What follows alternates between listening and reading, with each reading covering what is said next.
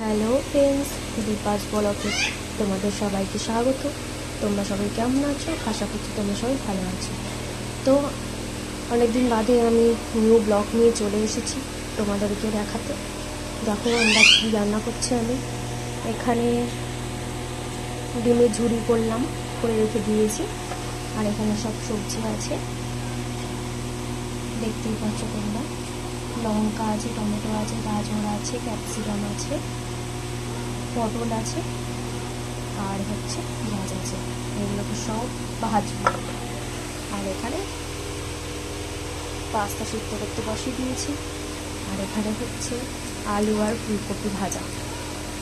তো আজকে হচ্ছে সন্ধ্যেবেলার টিফিন পাস্তা। তোমরা সবাই কে খেতে ভালোবাসো? আমার তো খুব ভালো লাগে। আমাদের বাড়িতেও সবাই ভালো খায় মোটামুটি। আমার তো ভীষণ ভালো লাগে। তোমাদের কেমন লাগে তোমরা একটু কমেন্ট করে জানিও। তারপর এগুলো হয়ে যাক, আবার নিয়ে আসছি তোমাদের ব্লগ। এই দেখো আমার সব ভাজা কমপ্লিট। এবার কড়াইতে তেল বসিয়ে দিয়েছি। এরপর একে একে পাস্তাগুলো দিয়ে দেবো। এই পাস্তাগুলো সিদ্ধ করে জল ঝরিয়ে নিয়েছি। এরপর কড়াইতে দিয়ে দেবো। এই দেখো পাস্তাগুলো তেলের মধ্যে দিয়ে দিয়েছি। এবার হালকা নাড়বো।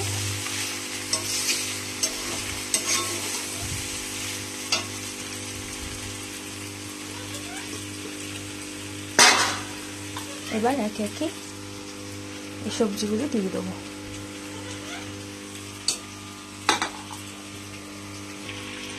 এই যে সবজিগুলো দিয়ে দিয়েছি। এবার নাড়াচাড়া করে নিতে হবে।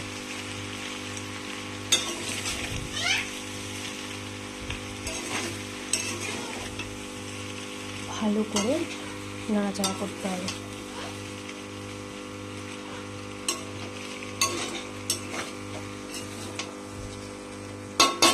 একা একাই ব্লগ বানাতে হয়, কেউ তো নেই ধরে দেওয়ার।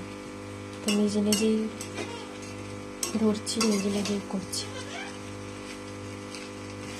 একটু প্রবলেম হচ্ছে, তবুও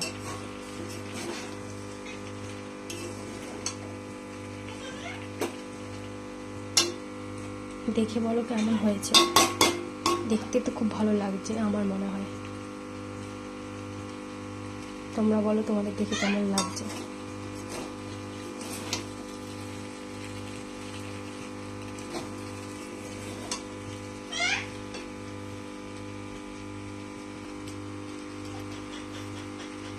এবার স্বাদ মতো নুন দিয়ে দিতে হবে।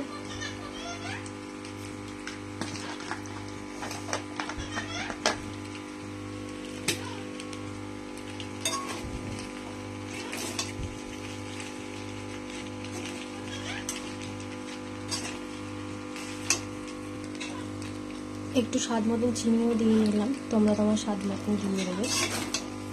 চিনি দিলে একটু চিনি আর নুনের ব্যালেন্সটা একটু ভালো লাগে, ব্যালেন্স থাকে আর কি।